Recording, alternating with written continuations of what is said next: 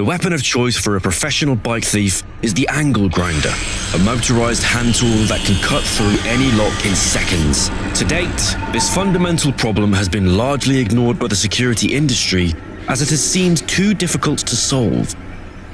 Until now.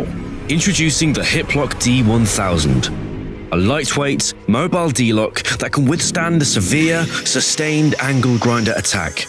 Using a revolutionary new material called FerroSafe, the D1000 has an incredible resistance to cutting or drilling attack methods, including angle grinders.